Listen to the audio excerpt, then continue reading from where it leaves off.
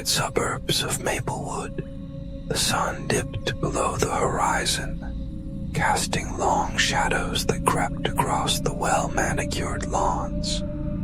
As the last rays of light faded, the houses began to settle into a familiar hush. For many residents, this was the time of day when comfort reigned, the warmth of home wrapping around them like a soft blanket. But for a few, it was the beginning of a night filled with dread. The first story began with Emily, a college student who had just moved into a small, charming house on the edge of town. She had chosen it for its quaintness, the ivy that crawled up the walls, and the promise of solitude.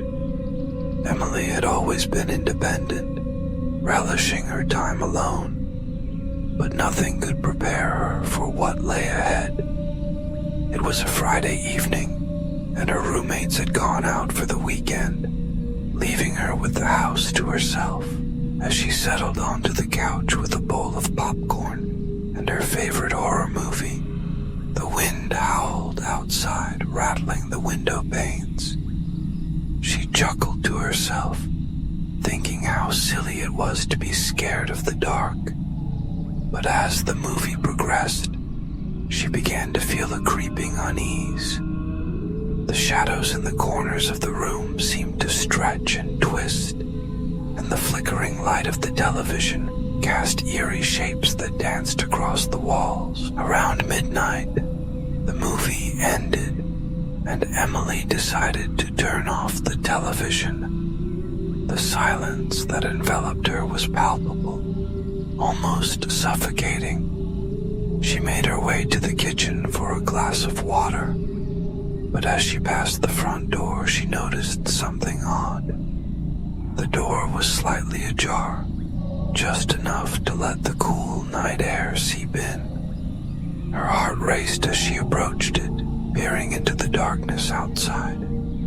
She could see nothing but the empty street illuminated by a single street lamp. She closed the door, bolting it tightly, and returned to the safety of the living room. But the feeling of being watched lingered. She brushed it off, attributing it to her imagination, and decided to distract herself with a book. As she read, she heard a soft thud from upstairs. Her heart skipped a beat. Was someone else in the house? She strained her ears, listening intently, but the only sound was the faint creaking of the old floorboards. Summoning her courage, Emily climbed the stairs, each step echoing in the stillness. She reached the landing and paused, peering down the dark hallway. The bathroom light flickered ominously, casting ghostly shadows on the walls. She took a deep breath and walked toward her bedroom, but as she passed the bathroom door, it swung open with a creak, revealing nothing but darkness. Panic surged through her veins. She hurried into her room, locking the door behind her, but sleep wouldn't come. Every creak of the house, every whisper of the wind outside, sent her heart racing. Hours passed, and she finally dozed off, only to be jolted awake by the sound of footsteps in the hallway. She sat up, her heart pounding, straining to hear. The footsteps stopped outside her door.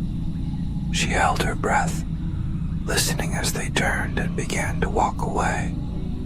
The sound faded, but her fear only intensified. What was happening?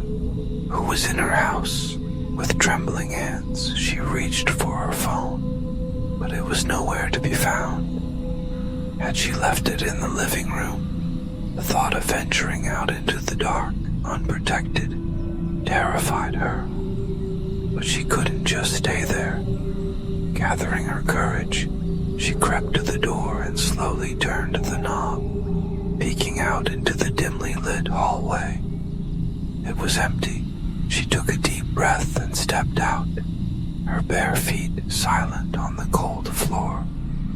As she reached the living room, she saw her phone lying on the coffee table, illuminated by the soft glow of the screen. Just as she reached for it, the front door slammed shut with a deafening bang. Emily jumped back, her heart racing as she turned to face the door. It was locked. She had locked it. Panic surged through her. She grabbed her phone and dialed 911, her hands shaking. As she spoke to the operator, she heard a low whisper echoing through the house, chilling her to the bone. "Emily," it called, a voice that was not her own, filled with malice.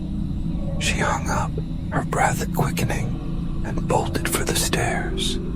She needed to get out. As she raced up the stairs, she could hear the footsteps again, this time behind her, gaining speed. She burst into her room, slamming the door and locking it. The footsteps stopped outside, and she could hear heavy breathing, a low growl that sent shivers down her spine. She backed away, her eyes darting around the room for something, anything, to defend herself. Suddenly, the doorknob rattled violently, and she pressed her back against the wall, heart pounding in her ears. The door burst open and she screamed, but there was nothing there, just the empty doorway, the darkness swallowing the hallway. She was alone. Or was she? The night dragged on, filled with the echoes of her own fear.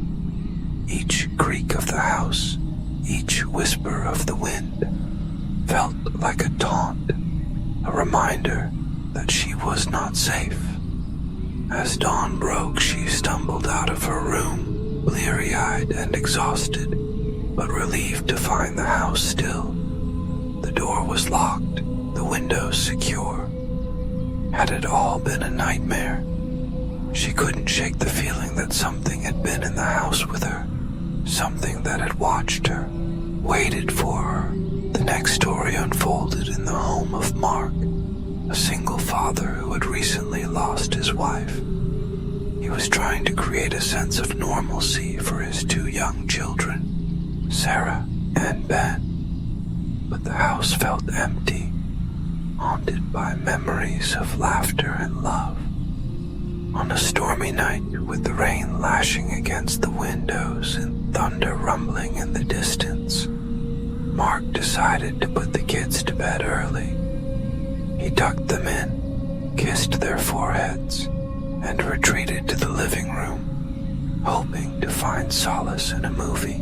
As the storm raged outside, Mark felt a sense of unease settle over him. The wind howled, and the lights flickered ominously. He tried to focus on the film, but his thoughts kept drifting to the strange noises coming from the basement. He had always avoided the basement since moving in. It was dark, cluttered with boxes and old furniture, and filled with a sense of foreboding. But as the storm intensified, the noises grew louder, a rhythmic thumping, like something was trying to escape. Mark's heart raced as he debated whether to investigate.